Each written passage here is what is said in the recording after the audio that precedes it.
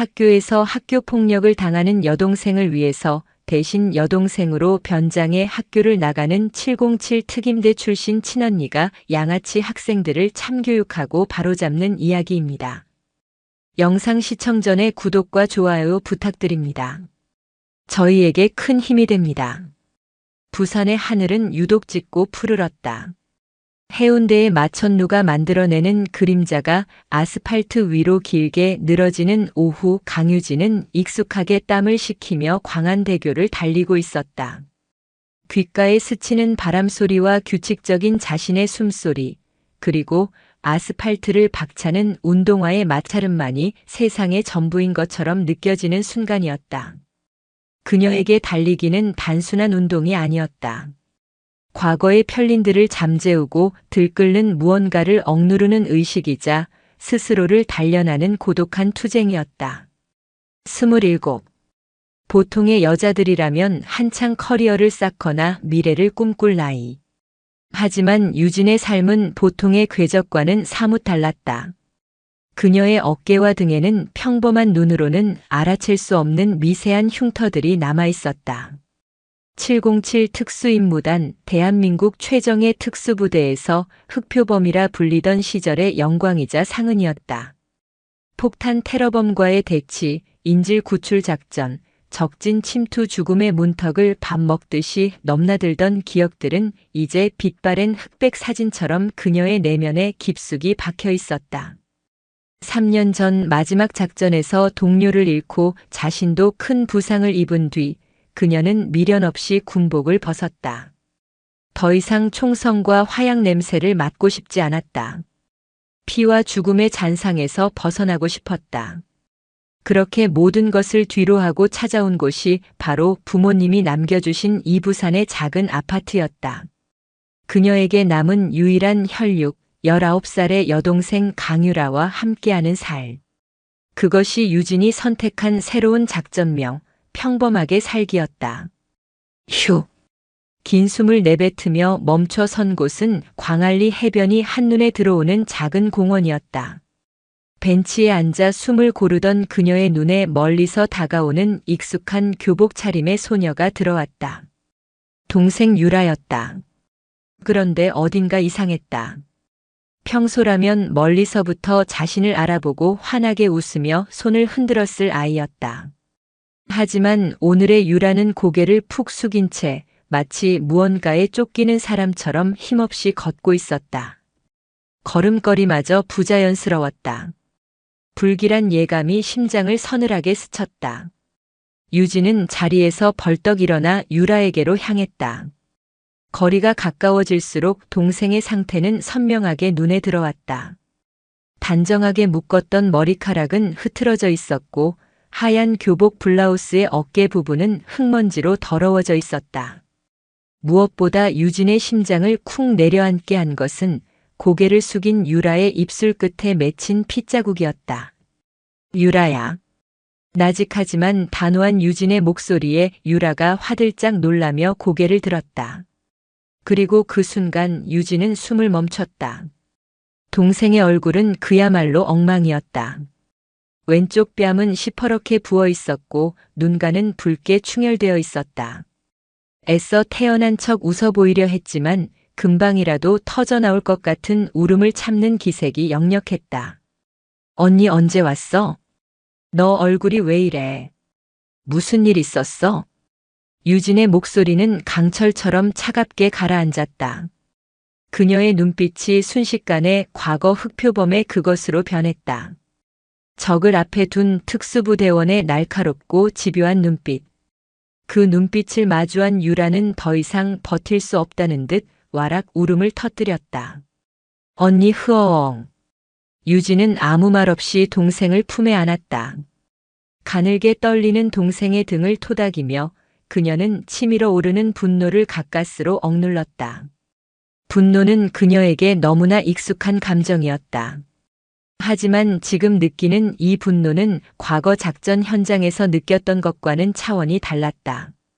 그것은 자신의 심장을 날카로운 칼로 헤집는 듯한 고통을 동반한 격렬한 분노였다.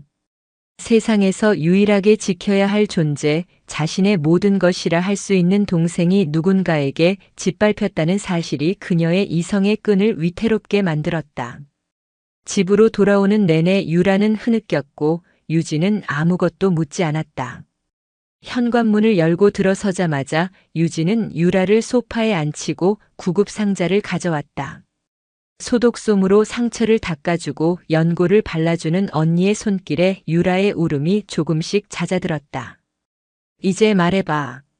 누가 그랬어? 유진의 목소리는 여전히 낮고 차가웠지만 그 안에는 동생을 향한 깊은 연민과 걱정이 담겨 있었다. 유라는 한참을 망설이다 떨리는 목소리로 힘겹게 입을 열었다. 학교 선배들이.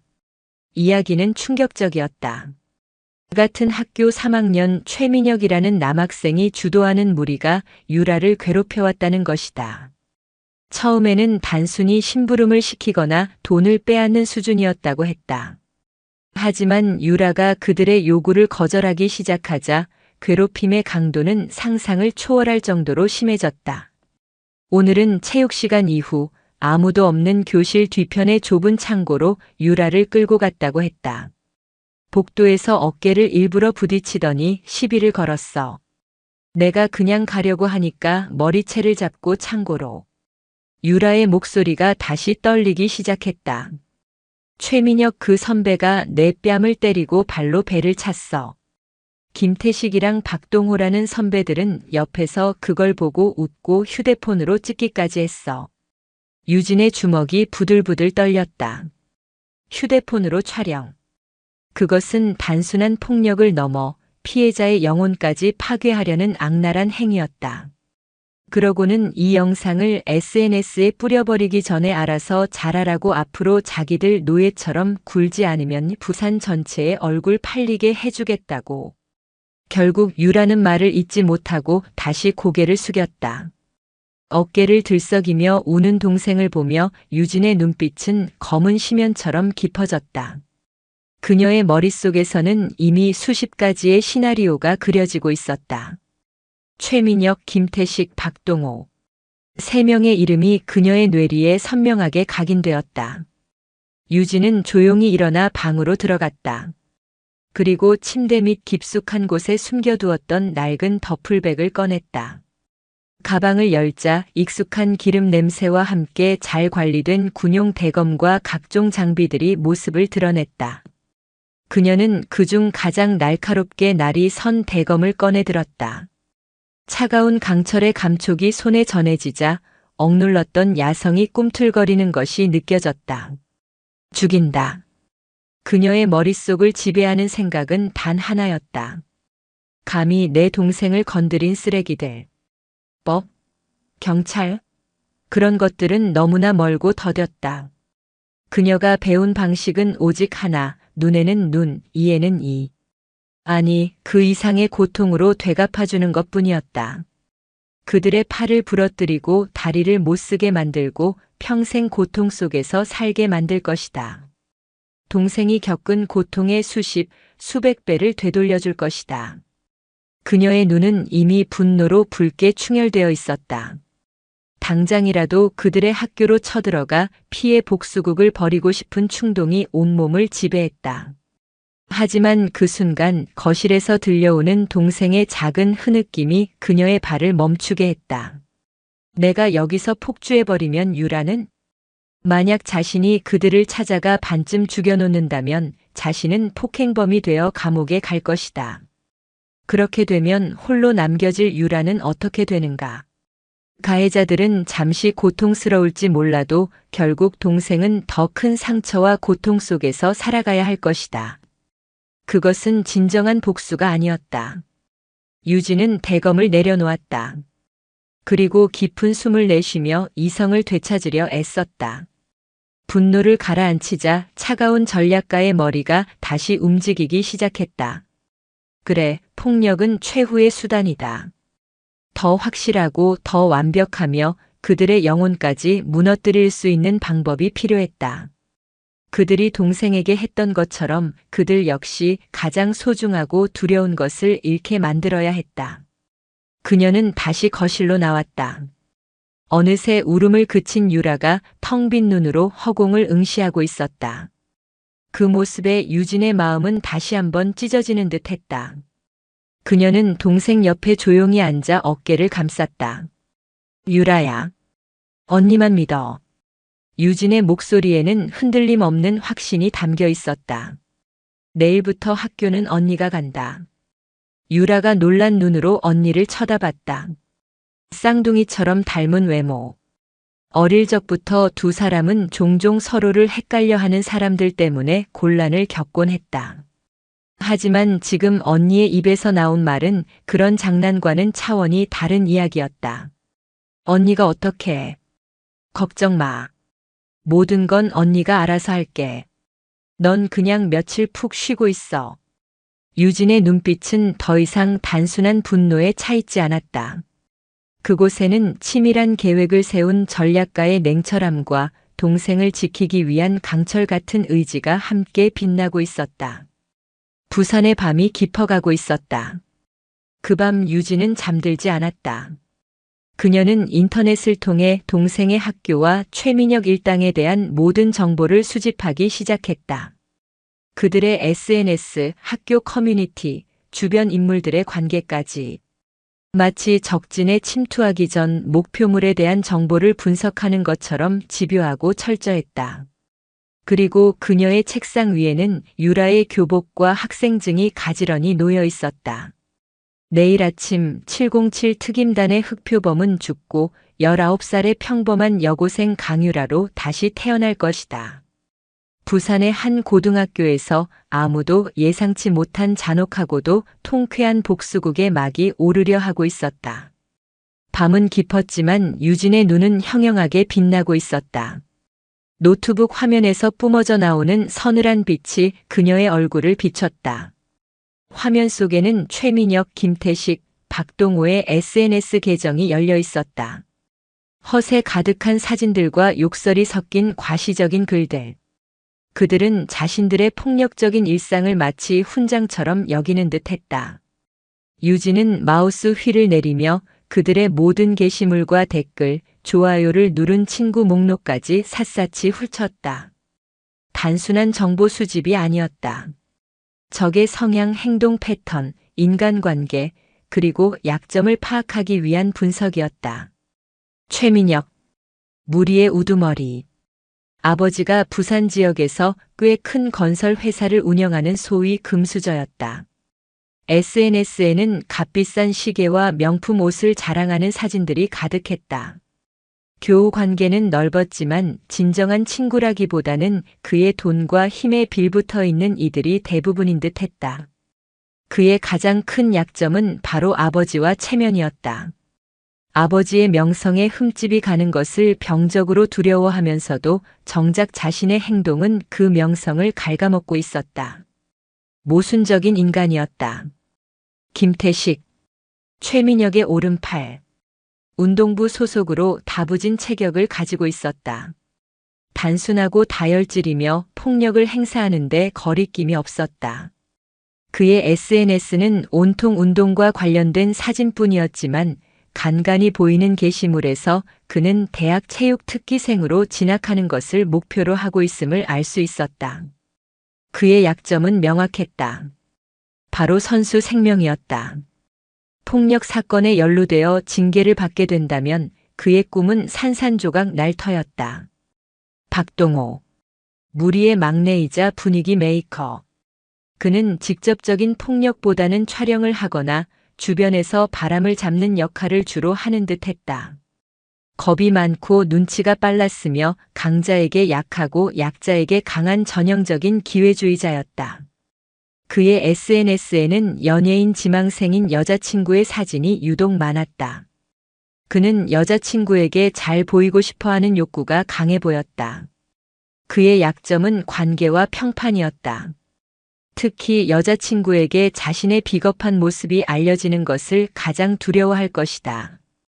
유진은 수집한 정보들을 바탕으로 머릿속에 복잡한 작전 지도를 그리기 시작했다. 단순히 그들을 폭력으로 제압하는 것은 하책이었다. 그것은 순간의 분노를 풀 수는 있겠지만 근본적인 해결책이 될 수 없었다.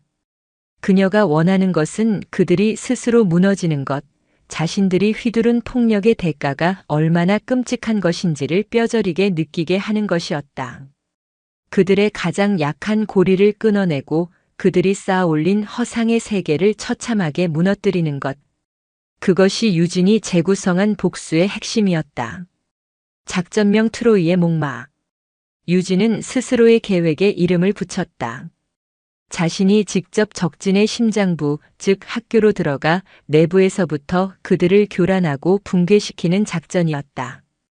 그러기 위해서는 완벽한 위장이 필요했다. 그녀는 거울 앞에 섰다. 짧게 자른 머리, 날카로운 눈매, 다부진 체격.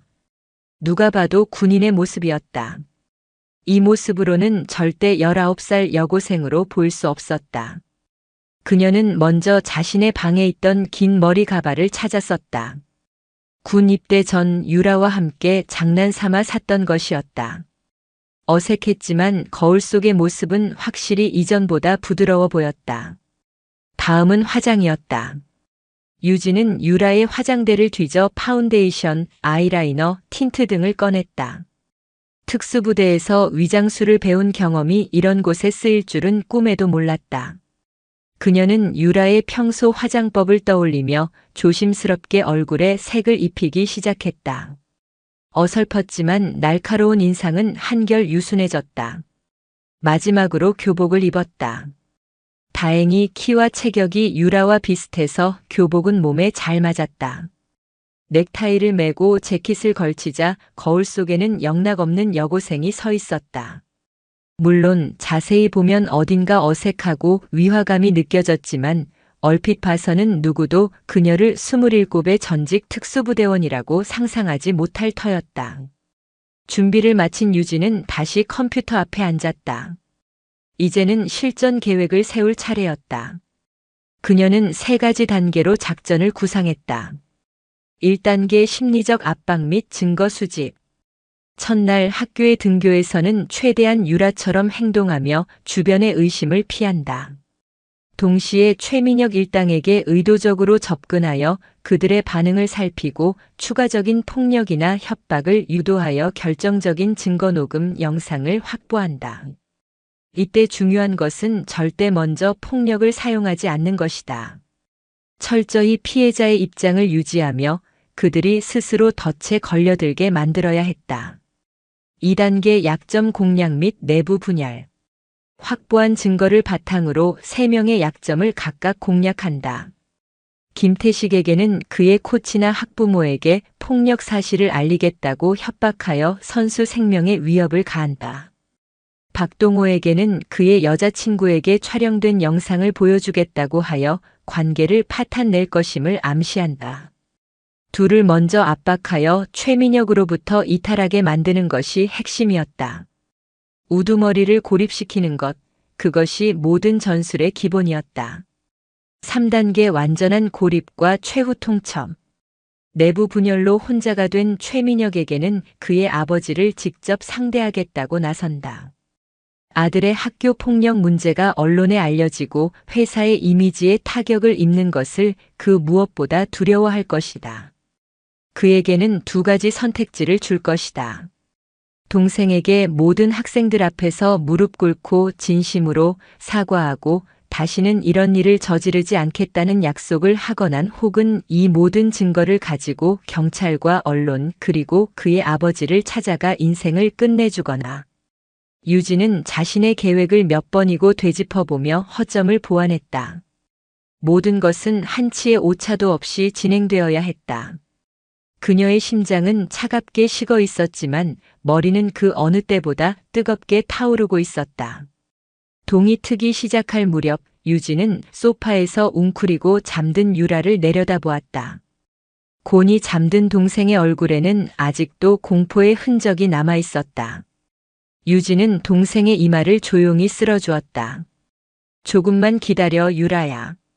언니가 다 끝내고 올게. 그녀의 목소리는 한없이 부드러웠지만 그 안에 담긴 의지는 강철보다 단단했다.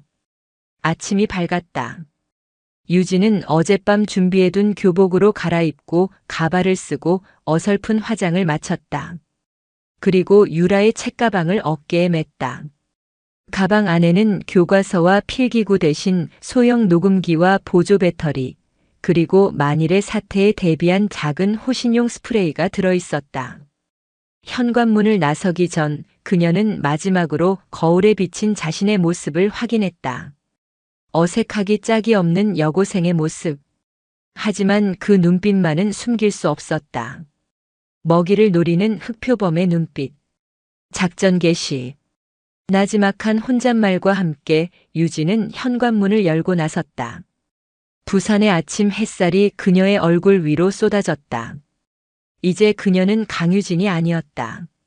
언니의 복수를 위해 지옥으로 스스로 걸어 들어가는 19살 소녀 강유라였다. 부산의 아침은 활기찼다. 등교하는 학생들의 제잘거림과 자동차 경적 소리가 뒤섞여 도시 전체가 거대한 생명체처럼 꿈틀거렸다. 유진은 익숙지 않은 낮은 굽의 구두를 신고 어색한 걸음으로 유라의 학교로 향했다. 교문에 가까워질수록 심장이 미세하게 빠르게 뛰기 시작했다. 긴장감 때문이 아니었다. 오히려 끓어오르는 투지에 가까웠다. 오랜만에 느껴보는 작전 투입 직전의 팽팽한 흥분감이었다. 광인고등학교. 유라가 다니는 학교의 이름이었다. 교문 앞에는 선도부 학생들이 등교하는 학생들의 복장을 검사하고 있었다. 유진은 자연스럽게 학생들 무리에 섞여 교문을 통과했다. 다행히 누구도 그녀를 유심히 쳐다보지 않았다. 1단계 위장 침투는 성공적이었다. 유라에게 전해 들은 대로 2학년 5반 교실을 찾아 복도를 걸었다. 낯선 공간, 낯선 얼굴들. 하지만 유진의 눈은 마치 레이더처럼 주변의 모든 것을 스캔하고 있었다. 복도를 뛰어다니는 학생들, 창가에 기대어 수다를 떠는 여학생들, 교실 구석에서 스마트폰에 몰두한 남학생들. 평범한 고등학교의 풍경이었지만 유진에게는 모든 것이 분석의 대상이었다. 교실 문을 열고 들어서는 순간 모든 소음이 거짓말처럼 멎었다. 수십 개의 눈동자가 일제히 그녀에게로 향했다. 그들의 시선 속에는 단순한 호기심 이상의 것들이 담겨 있었다. 동정, 경멸, 그리고 약간의 공포. 어제 유라가 겪었던 일은 이미 암암리의 교실 전체에 퍼져 있는 듯 했다. 유진은 애써 태어난 척 유라의 자리로 향했다. 창가 쪽 맨 뒷자리. 고립되기 딱 좋은 위치였다. 그녀가 자리에 앉자 주변의 학생들은 약속이라도 한 듯 다시 자기들끼리의 대화에 몰두했다. 하지만 그들의 대화 소리는 이전보다 훨씬 낮아져 있었고 간간히 그녀를 힐끔거리는 시선이 느껴졌다. 완벽한 투명인간 취급. 이것이 바로 학교 폭력의 또 다른 얼굴, 방관이었다. 그때 한 여학생이 조심스럽게 그녀에게 다가왔다. 단발머리에 동그란 안경을 쓴 유라의 유일한 단짝 친구인 박지민이었다. 유라야, 괜찮아? 어제는 연락도 안 되고. 지민의 목소리에는 진심 어린 걱정이 묻어 있었다. 유진은 최대한 유라의 목소리 톤을 흉내내며 희미하게 웃어 보였다. 응, 괜찮아. 걱정해줘서 고마워. 얼굴이 약은 발랐어? 응. 언니가 발라줬어. 다행히 지민은 별다른 의심을 하지 않는 듯 했다. 하지만 그녀의 눈에는 여전히 불안감이 가득했다. 오늘 그 선배들 마주치면 어떡해? 내가 같이 있어 줄까? 아니야, 괜찮아. 너까지 엮이면 안 돼. 유진은 일부러 지민을 밀어냈다. 작전을 수행하는 데 있어 감정적인 연대는 방해가 될 뿐이었다. 철저히 혼자가 되어야 했다. 그래야 목표물들이 더 쉽게 접근해 올 터였다. 1교시 수업이 시작되었다. 지루한 수학 공식들이 칠판을 가득 메웠지만 유진의 신경은 온통 교실 뒤편에 쏠려 있었다. 그리고 마침내 쉬는 시간을 알리는 종이 울렸다. 기다렸다는 듯이 교실 뒷문이 거칠게 열렸다. 최민혁, 김태식, 박동호. 목표물들이었다. 최민혁이 거만한 표정으로 어슬렁거리며 교실 안으로 들어왔다. 김태식과 박동호는 그의 뒤를 병풍처럼 따르고 있었다. 교실 안의 모든 학생들은 그들의 등장에 숨을 죽였다. 최민혁은 교실을 한번 쓱 훑어보더니 곧장 유진의 자리로 향했다. 야, 강유라. 그가 유진의 책상을 발로 툭 찼다. 유진은 천천히 고개를 들어 그를 올려다보았다. 어제 유라가 느꼈을 공포를 상상하며 최대한 겁에 질린 표정을 지었다. 어제는 재미 좀 봤냐? 오빠들이 특별히 마사지해줬는데 시원했지? 최민혁의 말에 주변에서 억지 웃음이 터져 나왔다. 김태식과 박동호는 키득거리며 유진의 반응을 살폈다. 오늘은 무슨 심부름 해줄까? 매점 가서 빵이랑 우유 좀 사와. 돈은? 내 돈으로. 유진은 아무 말 없이 자리에서 일어났다. 그리고 최민혁을 지나쳐 교실 앞문으로 향했다. 그 모습에 최민혁의 얼굴에 의기양양한 미소가 번졌다. 역시 한번 밟아주니 제대로 길들여졌다고 생각하는 모양이었다. 하지만 유진은 매점으로 향하지 않았다. 그녀는 복도를 걸어 인적이 드문 계단으로 향했다. 그리고 책가방에서 소형 녹음기의 녹음 버튼을 눌렀다. 그녀의 뒤를 따라온 최민혁 일당은 그런 사실을 꿈에도 모른 채 의기양양하게 그녀를 둘러쌌다. 야, 여기가 매점이냐? 말귀를 못 알아들어? 김태식이 유진의 어깨를 거칠게 밀쳤다. 유진은 비틀거리며 벽에 부딪혔다. 죄송해요. 지금 바로 갈게요. 최대한 비굴하고 나약한 목소리. 그것이 그녀의 무기였다. 그녀의 연기에 최민혁은 더욱 기고만장해졌다. 어쭈, 이제 와서 착한 척이야. 어제는 눈 똑바로 뜨고 대들더니. 최민혁이 유진의 턱을 손가락으로 툭 치며 말했다. 내 그 잘난 언니한테 이를 거야? 일러 봐. 내 동영상 부산 전체에 구경시켜줄 테니까. 걸려들었다. 유진은 속으로 쾌재를 불렀다. 협박.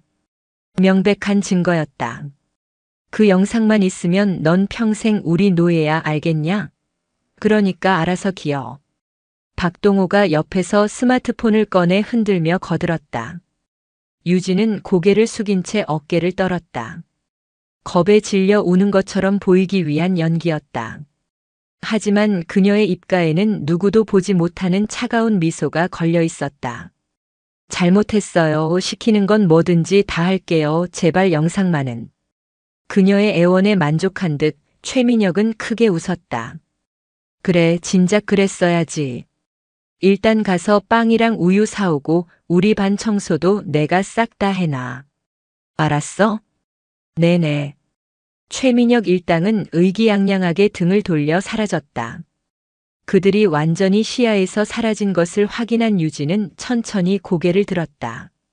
그녀의 눈에서는 더 이상 공포의 흔적을 찾아볼 수 없었다. 대신 차가운 분노와 냉철한 계산이 번뜩이고 있었다. 그녀는 녹음기를 끄고 파일을 안전하게 저장했다. 1단계 작전은 예상보다 훨씬 수월하게 성공했다. 이제 다음 단계로 넘어갈 차례였다. 점심시간. 유진은 식당으로 가지 않았다. 대신 그녀는 교무실로 향했다. 그리고 김태식의 운동부 코치인 박철웅 선생을 찾았다. 선생님, 드릴 말씀이 있습니다. 유진은 최대한 공손하고 예의 바른 태도를 유지했다. 박 코치는 의아한 표정으로 그녀를 바라보았다. 넌 2학년 강유라 아니냐? 무슨 일이냐? 김태식 선배에 관한 일입니다. 유진은 잠시 망설이는 척 연기를 한 뒤 조심스럽게 입을 열었다. 사실 태식 선배가 저를 포함한 몇몇 후배들을 지속적으로 괴롭히고 폭행해왔습니다. 박 코치의 얼굴이 순식간에 굳어졌다. 뭐? 그게 무슨 소리야? 만약 이 사실이 외부에 알려지면 태식 선배의 대학 진학에 문제가 생길까봐 걱정됩니다. 유진은 교묘하게 걱정이라는 단어를 사용했다. 직접적으로 협박하는 대신 문제의 심각성을 인지시키고 스스로 판단하게 만드는 고도의 심리전이었다. 그녀는 준비해온 녹음 파일을 박 코치의 책상 위에 올려놓았다. 이건 그저 일부일 뿐입니다. 부디 선생님께서 현명하게 판단해 주셨으면 합니다. 말을 마친 유진은 정중하게 고개를 숙이고 교무실을 나섰다. 그녀의 등 뒤로 충격에 휩싸인 박 코치가 떨리는 손으로 녹음기를 집어드는 것이 느껴졌다. 김태식이라는 첫 번째 타겟은 제거되었다. 이제 남은 것은 박동호와 최민혁. 유진의 발걸음은 망설임이 없었다.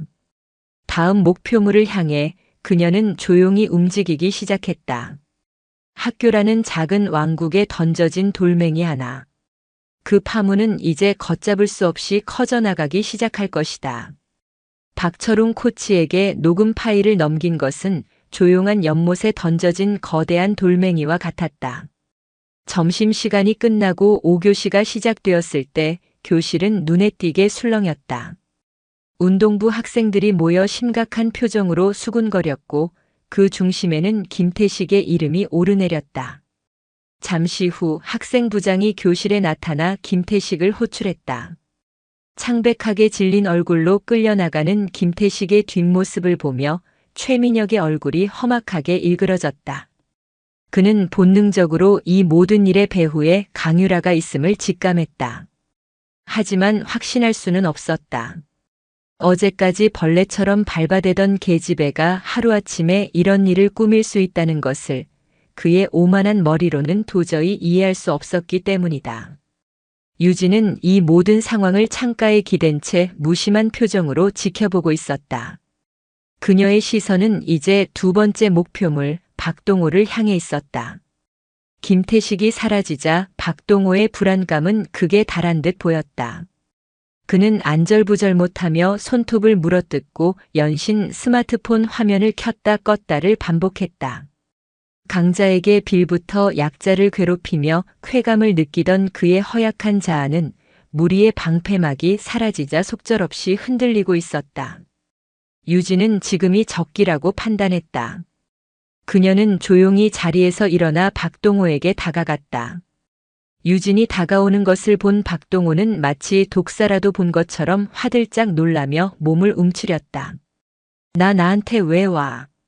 그의 목소리는 미세하게 떨리고 있었다. 유진은 그의 책상 앞에 멈춰 서서 아무 말 없이 그를 내려다보았다. 공포에 질린 그의 눈동자를 정면으로 응시하며 그녀는 최대한 작고 나지막한 목소리로 속삭였다. 아무도 듣지 못하게 오직 그에게만 들리도록. 내 여자친구 이름이 이수아 맞지? 연예인 지망생이라며. 참 예쁘더라. 박동호의 얼굴이 하얗게 질렸다. 자신의 가장 민감한 부분을 정확히 찔러오는 유진의 말에 그는 숨이 멎는 듯 했다. 내가 그걸 어떻게 해? SNS. 세상 참 좋지? 클릭 몇 번이면 모르는 게 없으니까. 유진은 희미하게 웃었다. 그 미소는 박동호에게 악마의 미소처럼 보였다.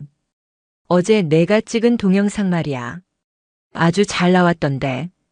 구도도 좋고 음질도 생생하고. 특히 유라 아니 내가 비명 지르는 부분이 아주 실감 나더라고.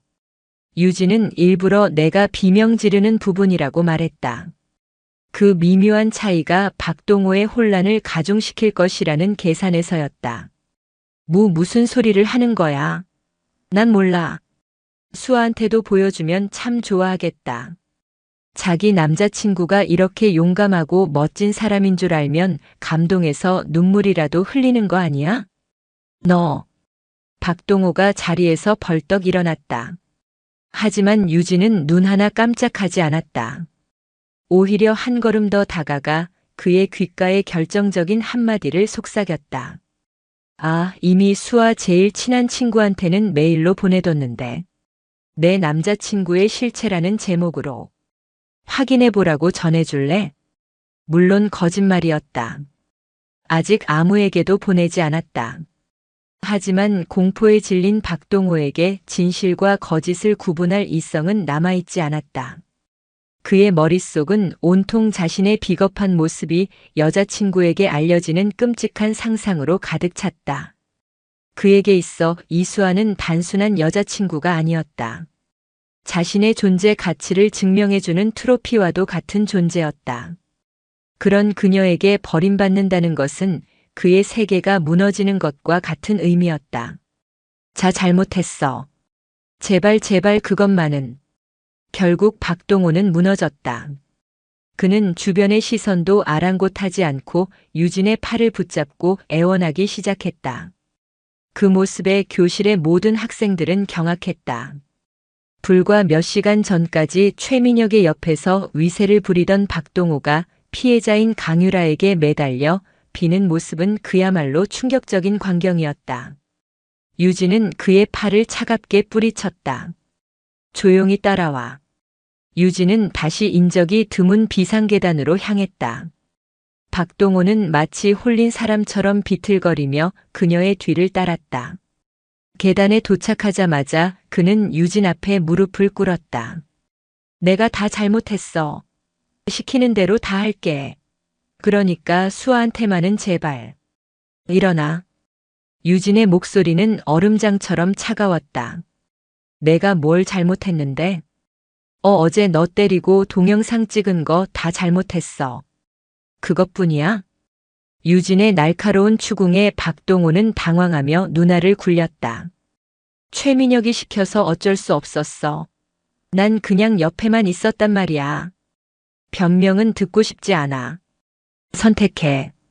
지금 여기서 최민혁과의 모든 대화 녹음 파일, 그리고 내가 가지고 있는 원본 영상을 나한테 넘기고 내 편에 설 건지, 아니면 내가 지금 바로 내 동영상을 부산 전체 커뮤니티에 뿌려버릴 건지.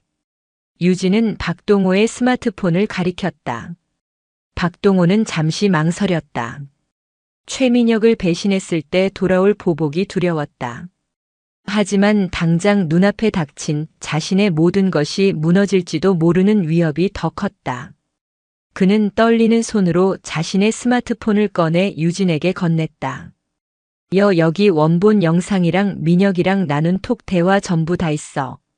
유진은 스마트폰을 받아들고 그 자리에서 필요한 파일들을 자신의 클라우드로 전송했다. 그리고 박동호가 보는 앞에서 그의 스마트폰에 있는 영상과 대화 기록을 삭제했다. 물론 그것은 보여주기식일 뿐 복구 불가능하게 만드는 방법은 따로 있었다. 이제부터 넌 내 눈이랑 귀가 되는 거야. 유진은 스마트폰을 그에게 돌려주며 말했다. 최민혁이 앞으로 무슨 계획을 세우는지, 누구랑 연락하는지, 사소한 거 하나까지 전부 나한테 보고해. 만약 조금이라도 거짓이 섞여 있거나 날 속이려는 시도가 보이면 그땐 각오하는 게 좋을 거야. 난 한 번 약속을 어긴 사람은 두 번 다시 믿지 않거든. 그녀의 눈빛은 진심이었다. 박동호는 공포에 질려 미친 듯이 고개를 끄덕였다. 알았어. 다 말해줄게. 뭐든지. 그렇게 두 번째 균열이 만들어졌다. 김태식은 외부의 압력으로 인해 무력화되었고 박동호는 내부의 배신자가 되었다. 이제 최민혁은 자신의 팔다리가 모두 잘려나간 채 홀로 남겨진 셈이었다. 유진은 교실로 돌아왔다. 그리고 다시 창가 자리에 앉아 밖을 내다보았다. 마치 아무 일도 없었다는 듯이. 하지만 교실의 공기는 완전히 달라져 있었다. 학생들은 더 이상 그녀를 피하거나 동정하지 않았다. 대신 경외와 알 수 없는 두려움이 섞인 눈으로 힐끔거릴 뿐이었다. 그날 오후 김태식은 교내 봉사 50시간 및 특별교육 이수라는 징계를 받았다. 운동부에서도 무기한 출전 정지 처분을 받았다. 대학 체육 특기생의 꿈은 사실상 끝난 것이나 다름없었다. 그 소식을 들은 최민혁은 분노에 차 유진에게 달려왔지만 박동호가 필사적으로 그를 막아섰다. 민혁아, 참아. 지금 쟤 건드리면 우리만 더 곤란해져. 자신의 가장 충실한 부하였던 박동호의 배신에 가까운 만류에 최민혁은 잠시 할 말을 잃었다. 그는 분노와 혼란이 뒤섞인 눈으로 유진을 노려보다 결국 거친 욕설을 내뱉으며 교실을 나가버렸다. 이제 왕국은 무너지고 있었다. 고립된 왕은 곧 이성을 잃고 발악하게 될 것이다. 그리고 유진은 그 순간을 기다리고 있었다. 호랑이는 이미 양의 소굴을 완전히 장악하고 마지막 사냥감을 향한 올가미를 조이고 있었다. 견고하다고 믿었던 자신의 왕국이 모래성처럼 허물어지는 것을 지켜보는 최민혁의 심정은 분노를 넘어 공포에 가까워지고 있었다. 오른팔이었던 김태식은 징계위원회에 불려간 이후로 자신을 피하기 시작했다. 코치와 부모에게 모든 사실을 들은 그는 최민혁을 원망과 두려움이 뒤섞인 눈으로 쳐다볼 뿐이었다. 늘 그림자처럼 붙어 다니던 박동호는 이제 대놓고 자신을 말리며 심지어 강유라의 눈치를 살피기까지 했다. 아이들은 더 이상 자신을 두려워하지 않았다. 오히려 알 수 없는 힘으로 자신을 옥죄어오는 강유라를 더 두려워하는 듯 했다. 최민혁은 혼란스러웠다. 도대체 어디서부터 잘못된 것일까? 어제까지만 해도 자신의 발밑에서 벌벌 떨던 계집애가 어떻게 하루아침에 판을 뒤집을 수 있었을까? 그는 이 모든 것이 강유라의 언니라는 존재와 관련이 있을 것이라고 어렴풋이 짐작했지만 실체 없는 공포는 그의 이성을 좀먹어 들어갔다. 점심시간 최민혁은 아무도 없는 옥상에서 담배를 피우고 있었다. 타들어가는 담배 연기처럼 그의 속도 까맣게 타들어가고 있었다. 그때 옥상 문이 조용히 열리고 유진이 모습을 드러냈다. 여기서 뭐해? 학교 옥상은 출입 금지 구역일 텐데. 유진의 목소리는 평온했다. 하지만 그 평온함이 최민혁의 신경을 더욱 거슬렀다. 내가 상관할 바 아니야. 꺼져. 할 말 있어서 왔어. 유진은 최민혁에게 다가갔다. 최민혁은 신경질적으로 담배를 바닥에 던져 발로 비벼 껐다. 할 말? 내가 나한테? 웃기지 마.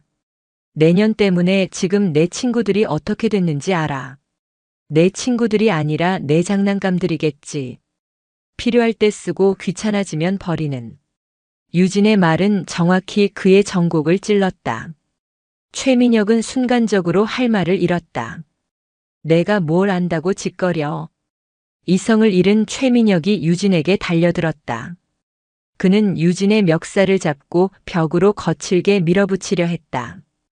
이전에 유라였다면 속수무책으로 당했을 터였다.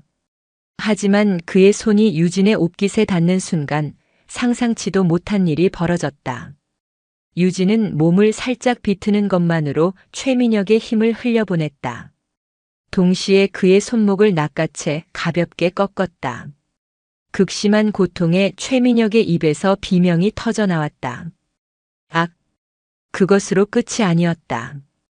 유진은 꺾은 손목을 지렛대 삼아 그의 몸을 반쯤 돌려 세운 뒤 다른 손으로 그의 목 뒤 경혈을 정확하게 눌렀다. 찌릿한 충격과 함께 온몸에 힘이 빠져나가는 느낌. 최민혁은 자신의 몸이 자신의 것이 아닌 것처럼 느껴졌다. 그는 다리가 풀려 그대로 바닥에 주저앉고 말았다. 유진은 차가운 눈으로 그를 내려다보았다.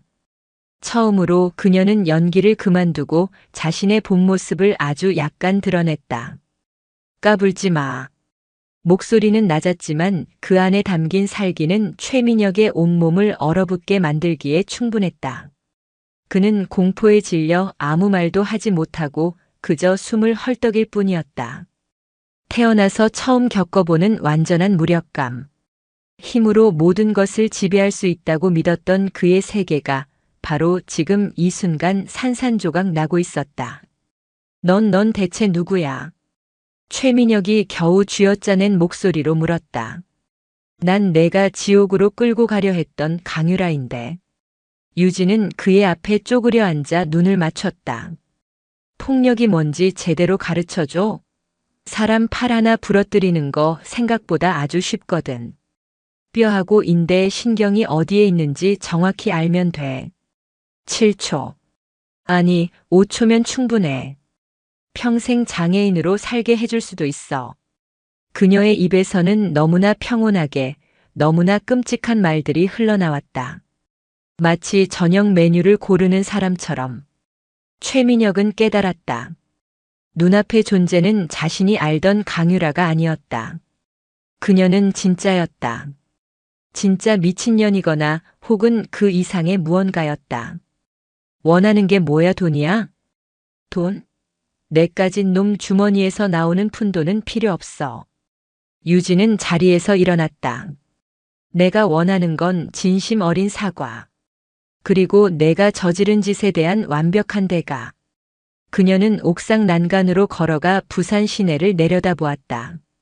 저 멀리 최민혁 아버지의 건설사가 지은 높은 빌딩이 보였다. 최민혁, 내가 가진 힘은 내 것이 아니야. 전부 내 아버지가 쌓아올린 성 위에서 누리는 허상일 뿐이지. 그 성 무너지는 거 한순간인 거 알아? 유진이 천천히 고개를 돌려 그를 바라보았다. 그녀의 눈빛은 이제 단순한 분노를 넘어 모든 것을 꿰뚫어 보는 듯한 깊이를 담고 있었다. 마지막 기회를 줄게. 내일 정오까지 내가 직접 동생에게 그리고 모든 학생들 앞에서 무릎 꿇고 사과해. 내가 저지른 모든 짓을 내 입으로 고백하고 용서를 구해. 그럼 이쯤에서 끝내주지. 내가 미쳤어? 왜 그런 짓을 해? 선택은 내 몫이야. 하지만 기회를 줬을 때 잡는 게 좋을 거야. 유진은 옥상 문을 향해 걸어갔다. 문을 열고 나가기 직전 그녀는 마지막으로 한마디를 덧붙였다. 아, 그리고 내 아버지 회사 대진건설 맞지? 요즘 세무조사 때문에 골치 아프다던데. 작은 비리 하나만 터져도 꽤 재밌어질 것 같지 않아? 그 말을 끝으로 유진은 옥상에서 사라졌다. 홀로 남겨진 최민혁은 한동안 멍하니 바닥에 앉아 있었다. 유진이 남기고 간 말들이 그의 뇌리를 맴돌았다. 세무조사. 그녀가 어떻게 그것까지 알고 있는 거지? 단순한 협박이 아니었다. 그녀는 모든 것을 알고 있었다. 자신의 약점 그리고 아버지의 약점까지도. 그의 오만함은 이제 완전히 부서지고 그 자리에는 원초적인 공포만이 남았다. 그는 깨달았다. 자신이 상대하고 있는 것은 평범한 여고생이 아니라는 것을. 그는 자신이 감당할 수 없는 거대한 무언가를 건드렸다는 것을. 고립된 왕은 이제 자신의 성 안에서 스스로의 파멸을 기다리는 신세가 되고 말았다. 옥상에서의 만남 이후 최민혁은 완전히 패닉 상태에 빠졌다. 그는 유진의 배후를 알아내기 위해 수소문했지만 알아낼 수 있는 것은 아무것도 없었다. 그녀는 유령처럼 나타나 자신의 모든 것을 뒤흔들고 있었다. 아버지의 회사 문제까지 거론한 것은 그에게 결정타였다. 그는 며칠 전 아버지가 변호사와 심각하게 통화하던 모습을 떠올렸다. 유진의 말은 단순한 협박이 아닌 사실에 기반한 위협이었다. 그날 밤 유진은 자신의 방에서 마지막 작전을 준비하고 있었다. 그녀의 책상 위에는 여러 개의 파일과 USB가 놓여 있었다. 박동호를 통해 얻어낸 정보와 그녀가 직접 해킹을 통해 수집한 자료들이었다. 대진건설은 겉보기에는 탄탄한 중견 기업이었지만 내부에는 여러 가지 문제점들을 안고 있었다. 하청업체에 대한 부당한 단가 압력, 일부 자재 납품 비리, 그리고 결정적으로 세무당국이 주시하고 있는 비자금 조성 혐의까지. 물론 유진이 가진 증거는 결정적인 스모킹 건은 아니었다. 하지만 의혹을 제기하고 언론에 불을 지피기에는 충분한 자료들이었다. 유진은 이 자료들을 보기 좋게 정리하여 하나의 파일로 만들었다. 그리고 또 다른 파일에는 최민혁 일당의 폭행과 협박이 담긴 녹음 파일과 원본 영상을 담았다. 마지막으로 그녀는 짧은 편지를 썼다. 최민혁 군에게. 이것이 마지막 경고이자 마지막 제안이다. 내일 정오 학교 강당에서 열리는 학생 자치회 시간에 단상 위로 올라와 내 동생 강유라와 모든 학생들 앞에서 진심으로 사과할 것. 자신이 저지른 모든 폭력과 협박 사실을 스스로의 입으로 고백하고 용서를 구할 것. 만약 약속을 지키지 않을 시 이 편지와 함께 동봉된 파일들은 세 가지 경로로 전달될 것이다. 1. 부산지방경찰청 지능범죄수사대 2. 지역 언론사 및 전국 방송사 사회부 3. 내 아버지 대진건설 최동규 회장. 선택은 너의 몫이다. 너 한 사람의 어리석은 자존심 때문에 내 인생과 내 아버지의 모든 것을 무너뜨릴 것인지, 아니면 무릎 꿇는 잠시의 창피함으로 모든 것을 끝낼 것인지. 기회는 단 한 번뿐이다. 유진은 준비된 모든 것을 하나의 봉투에 담았다. 이것을 직접 전달하지는 않을 것이다. 최후 통첩은 가장 극적인 방식으로 전달되어야 효과가 극대화되는 법이다. 다음 날 아침 유진은 평소보다 더 완벽하게 강유라로 변신했다. 어설펐던 화장은 훨씬 자연스러워졌고 표정과 말투는 이제 누구도 의심하지 못할 정도였다. 학교에 도착하자 분위기는 그야말로 폭풍전야였다. 최민혁은 등교하지 않았고 학생들은 곧 무슨 일이 터질 것 같은 불안감에 술렁이고 있었다. 유진은 박동호를 조용히 불러냈다. 완전히 전의를 상실한 박동호는 유진의 말에 절대적으로 복종했다. 이걸 최민혁 집으로 보내. 퀵서비스로. 받는 사람은 최민혁 본인으로 하고. 유진이 어젯밤 준비한 서류 봉투를 건넸다. 박동호는 사색이 되어 봉투를 받아들었다. 이게 뭔데? 내가 알 필요 없어. 그냥 시키는 대로 해. 박동호는 황급히 학교를 빠져나가 퀵서비스를 불렀다. 서류 봉투는 이제 최민혁의 집을 향해 달려가고 있었다. 오전 수업 내내 유진은 초조하게 시간을 확인했다. 퀵서비스가 도착했을 시간, 최민혁이 봉투를 열어봤을 시간, 그리고 그가 어떤 결정을 내릴지 고민할 시간. 모든 것이 그녀의 계산대로 흘러가고 있었다. 오전 11시. 유진의 스마트폰이 조용히 진동했다. 발신자는 최민혁이었다. 유진은 통화 버튼을 누르지 않고 메시지를 보냈다. 할 말 있으면 문자로.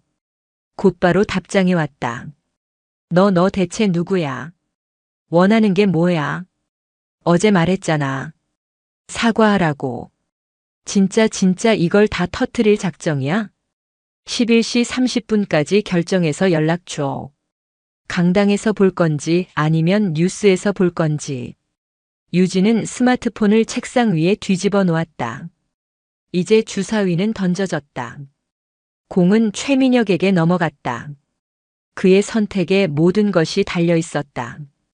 그는 과연 자신의 자존심을 지키기 위해 모든 것을 버릴 만큼 어리석을까, 아니면 현실을 직시하고 무릎을 꿇을까. 11시 29분. 유진의 스마트폰이 다시 한번 진동했다. 최민혁에게서 온 메시지였다. 그 안에는 단 한 단어만이 적혀 있었다. 알았어. 유진의 입가에 차가운 미소가 번졌다. 왕은 결국 스스로 성문을 열고 항복을 선언했다. 이제 마지막 막을 올릴 시간이었다. 그녀는 자리에서 일어나 강당으로 향했다. 학생자치회가 열릴 강당에는 이미 많은 학생들이 모여 웅성거리고 있었다. 유진은 그들 사이를 지나 가장 앞자리에 조용히 앉았다. 잠시 후 모든 것이 끝날 것이다. 이것은 단순한 복수가 아니었다.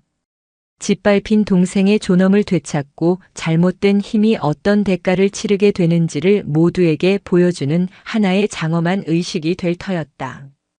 강당의 조명이 켜지고 사회를 맡은 학생회장이 단상 위로 올라섰다. 유진은 조용히 눈을 감고 마지막 전투를 준비했다. 강당의 모든 조명이 단상을 향해 쏟아지고 학생자치회 정기회의가 시작되었다. 학생회장의 지루한 개회사와 각 부서의 활동 보고가 이어지는 동안 강당 안의 공기는 미묘한 긴장감으로 가득 차 있었다. 학생들은 겉으로는 발표에 집중하는 척했지만 그들의 시선은 수시로 한 곳을 향했다. 앞자리에 조용히 앉아있는 강유라와 그리고 비어있는 최민혁의 자리. 소문은 이미 걷잡을 수 없이 퍼져 있었다. 오늘 이 자리에서 무언가 엄청난 일이 벌어질 것이라는 예감. 유진은 등 뒤로 느껴지는 수많은 시선에도 미동조차 하지 않았다. 그녀의 옆자리에는 그녀의 설득 끝에 어렵게 용기를 낸 진짜 강유라가 앉아 있었다. 불안감에 입술을 잘근거리면서도 언니의 손을 꼭 잡은 유라의 눈에는 이전에는 볼 수 없었던 결의가 서려 있었다. 자신의 상처를 직접 마주하고 끝을 맺기 위해 스스로 이 자리에 온 것이었다. 모든 보고가 끝나고 학생회장이 어색한 표정으로 단상 마이크 앞에 섰다.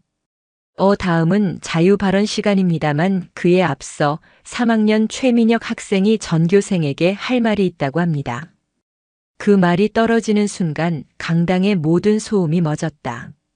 모든 학생들의 시선이 강당 뒷문으로 향했다. 잠시 후 문이 열리고 최민혁이 모습을 드러냈다. 그의 얼굴은 종이장처럼 하얗게 질려 있었고 한때 오만함으로 가득했던 눈은 텅 비어 있었다. 그는 수백 개의 눈동자가 만들어내는 무언의 압박감을 이기지 못하고 고개를 푹 숙인 채 천천히 단상을 향해 걸어갔다. 그 걸음 하나하나가 마치 사형장으로 향하는 죄수처럼 무겁고 위태로워 보였다. 단상 위에 선 최민혁은 한동안 아무 말도 하지 못했다. 그는 떨리는 손으로 마이크를 잡았지만 입술만 달싹일 뿐 목소리가 나오지 않았다. 강당 안에는 그의 거친 숨소리와 학생들의 숨막히는 침묵만이 흘렀다. 그때 앞자리에 앉아있던 유진이, 아니 강유라의 모습을 한 유진이 나지막이 입을 열었다. 마이크를 통하지 않았지만 그 목소리는 이상할 정도로 강당 전체에 선명하게 울리는 듯 했다. 시작해. 그 한마디가 신호였다. 최민혁은 움찔하며 고개를 들었다. 그의 눈은 공포와 체념으로 가득 차 앞자리에 앉은 유진과 유라를 향해 있었다. 그는 눈을 질끈 감았다가 이내 모든 것을 포기한 듯 떨리는 목소리로 입을 열었다. 저는 3학년 최민혁입니다. 목소리는 갈라지고 있었다. 저는 오늘 이 자리에서 제가 저지른 용서받지 못할 죄를 고백하고 피해 학생에게 사죄하기 위해 섰습니다. 강당이 술렁이기 시작했다. 설마 했던 일이 진짜로 벌어지고 있었다. 저는 지난 몇 달간 2학년 강유라 학생을 비롯한 여러 후배 학생들에게 폭력을 행사하고 돈을 빼앗았습니다. 그는 잠시 말을 멈추고 거친 숨을 몰아쉬었다. 특히 며칠 전에는 강유라 학생을 창고로 끌고 가 무자비하게 폭행하고 그 모습을 동영상으로 촬영하며 이를 유포하겠다고 협박했습니다. 그것은 인간으로서 해서는 안 될 짓이었습니다. 고백은 구체적이고 상세했다. 변명이나 자기 합리화는 단 한마디도 섞여 있지 않았다. 그것은 유진이 보낸 편지에 적힌 사죄의 조건 중 하나였다. 저의 어리석고 비겁한 행동으로 인해 강유라 학생은 육체적으로 그리고 정신적으로 너무나 큰 상처를 입었습니다. 그 어떤 말로도 제 죄를 씻을 수 없다는 것을 압니다. 최민혁은 말을 마치고 마이크를 내려놓았다. 그리고 그는 단상 앞으로 걸어 나왔다. 강당의 모든 학생들이 지켜보는 앞에서 그는 망설임 없이 무릎을 꿇었다. 그리고 강유라가 앉아있는 객석을 향해 바닥에 머리를 박았다. 유라야, 정말 미안하다. 내가 죽을 죄를 지었다. 제발 용서해다오. 그의 등은 가늘게 떨리고 있었다. 오만했던 왕의 완벽한 항복. 그 모습을 지켜보는 학생들의 얼굴에는 충격, 통쾌함, 연민 등 복잡한 감정들이 뒤섞여 있었다.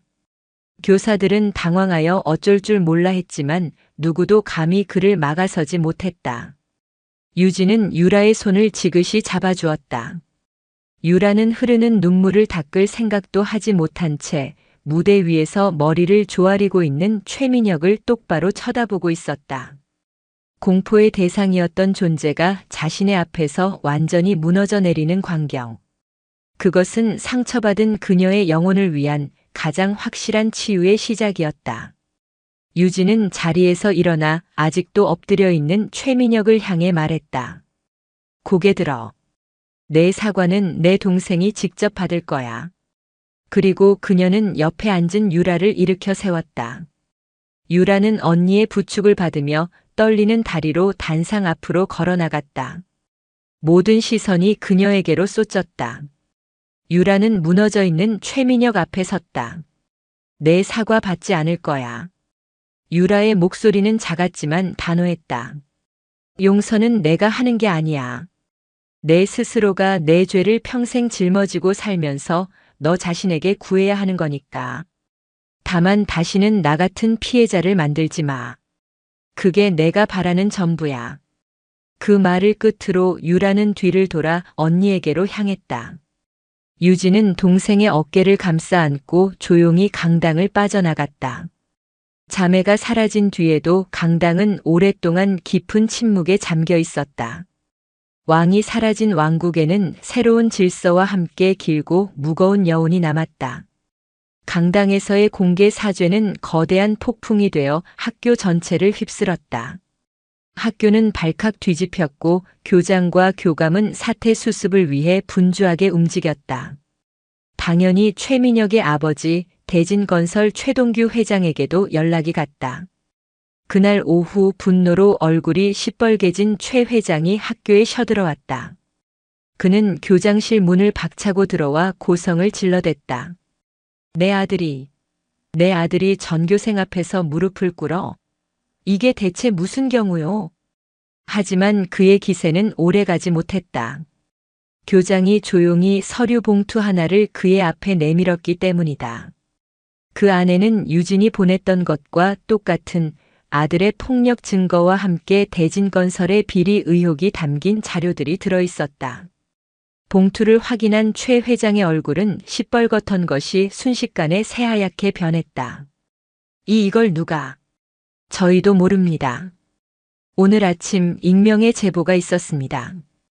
교장은 차갑게 말했다. 회장님, 지금은 소리를 지르실 때가 아닙니다. 이 일이 언론에 알려지기라도 하면 아드님 인생은 물론이고 대진건설의 명성도 끝입니다. 저희는 학교 명예를 위해서라도 조용히 이 일을 덮고 싶습니다. 그러니 학교의 처분에 따라 주시지요. 결국 최 회장은 모든 것을 포기하고 힘없이 소파에 주저앉았다. 아들을 지키기 위해 그리고 자신의 회사를 지키기 위해 그는 학교 측의 모든 요구를 받아들일 수밖에 없었다. 최민혁은 자퇴 처리 후 다른 도시로 강제 전학, 김태식과 박동호는 사회봉사 및 장기 정학이라는 중징계를 받았다. 그렇게 광인고등학교의 폭력 사태는 공식적으로 막을 내렸다. 그 시각 유진과 유라는 집에 있었다. 현관문을 닫고 들어오자마자 팽팽하게 당겨져 있던 긴장의 끈이 끊어졌다. 유진은 어깨에 맸던 가방을 바닥에 내려놓고 거추장스러운 가발을 벗어 던졌다. 그리고 거울 앞에 서서 서툰 솜씨로 했던 화장을 지워나가기 시작했다. 화장기 없는 날카롭고 단단한 본래의 얼굴로 돌아왔을 때 그녀는 깊은 피로감을 느꼈다. 언니.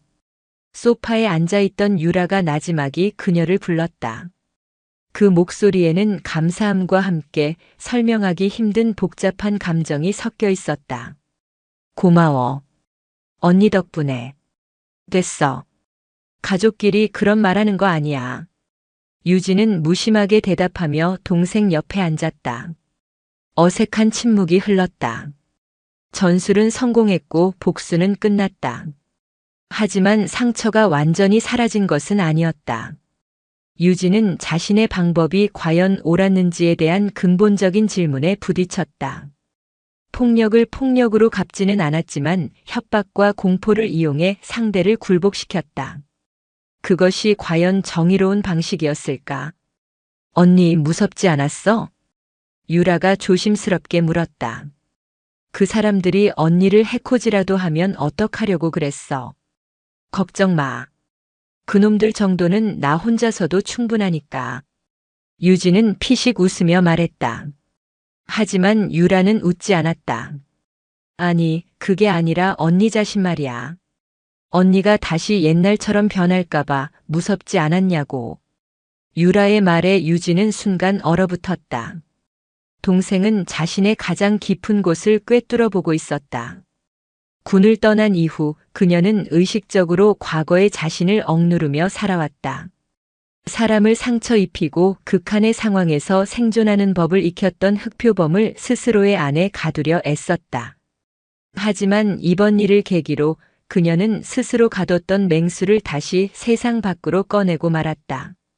그리고 그 맹수는 생각보다 쉽게 통제의 고삐를 벗어나려 했다. 옥상에서 최민혁의 손목을 꺾었을 때 그녀는 분명 살이에 가까운 희열을 느꼈다. 언니는 괜찮아?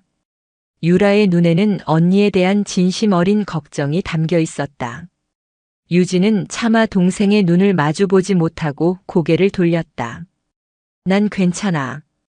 거짓말. 언니, 나 때문에 너무 무리했어. 이제 그만해도 돼. 이제부터는 나 스스로 강해질게.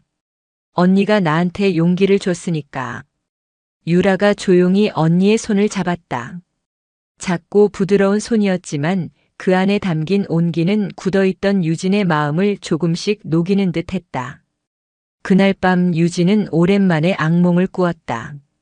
피와 총성, 동료의 마지막 비명이 뒤섞인 과거의 전장이 아니었다. 교복을 입은 자신이 웃으면서 누군가의 팔을 부러뜨리고 있는 꿈이었다. 꿈에서 깨어난 그녀는 온몸이 식은땀으로 젖어 있었다. 복수는 끝났지만 진짜 싸움은 이제부터 시작일지도 모른다.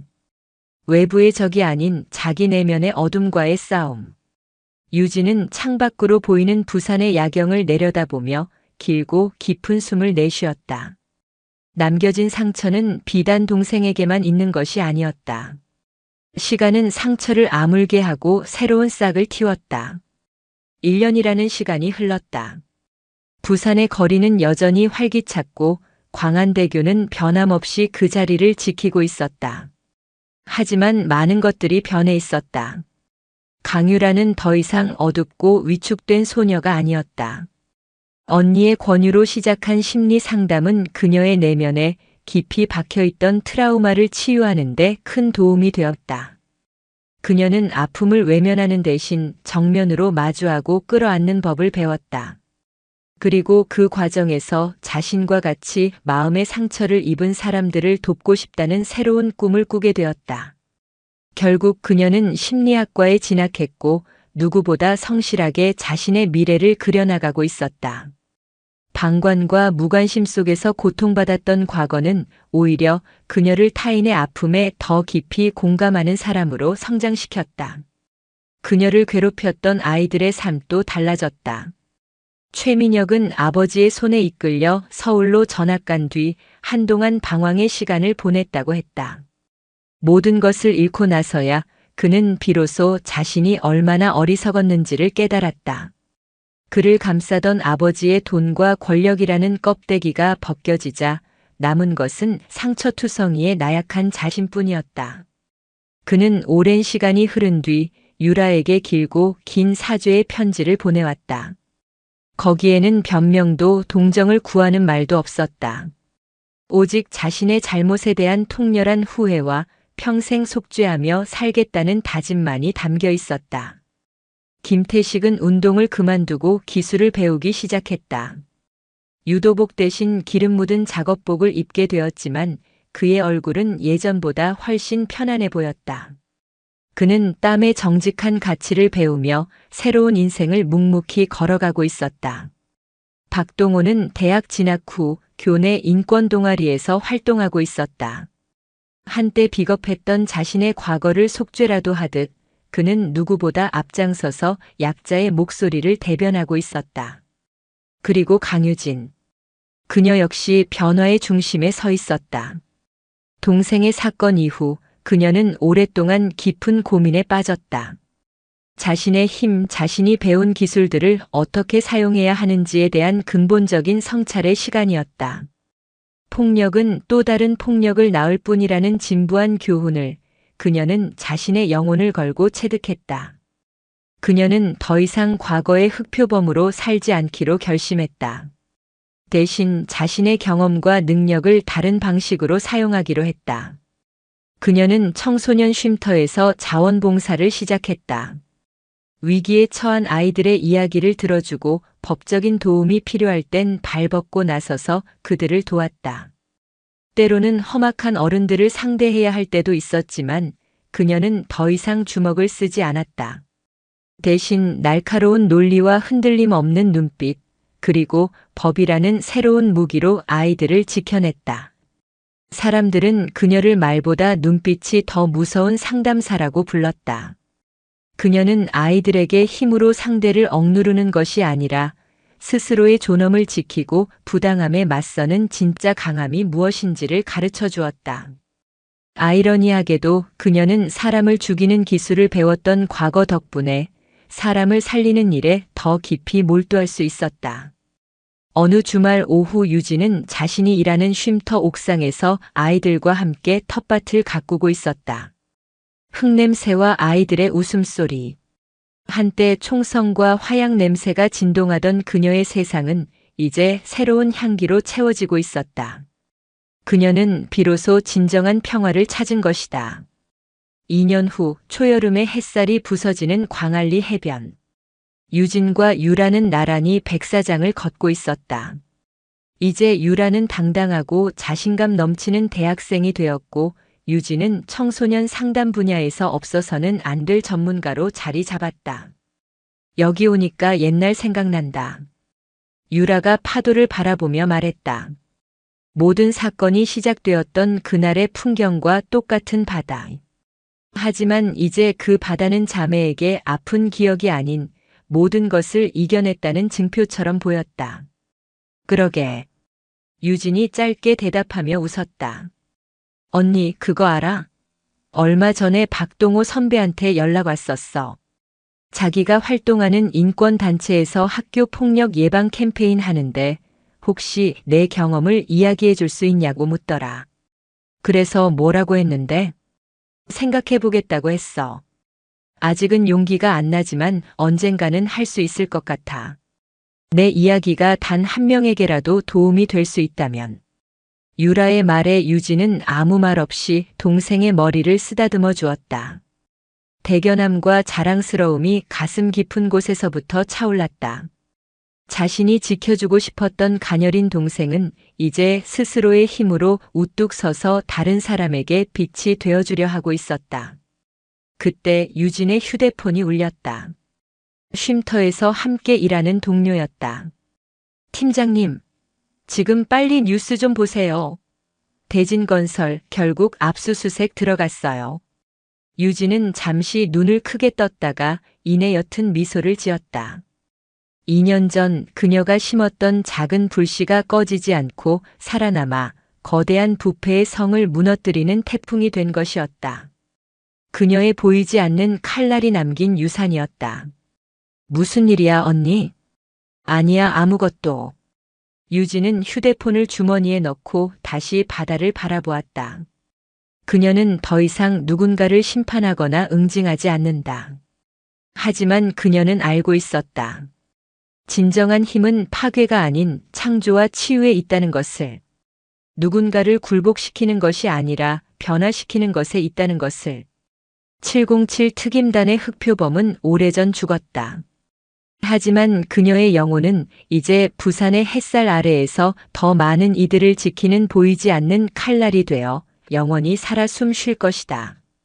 두 자매는 말없이 서로를 마주보며 웃었다.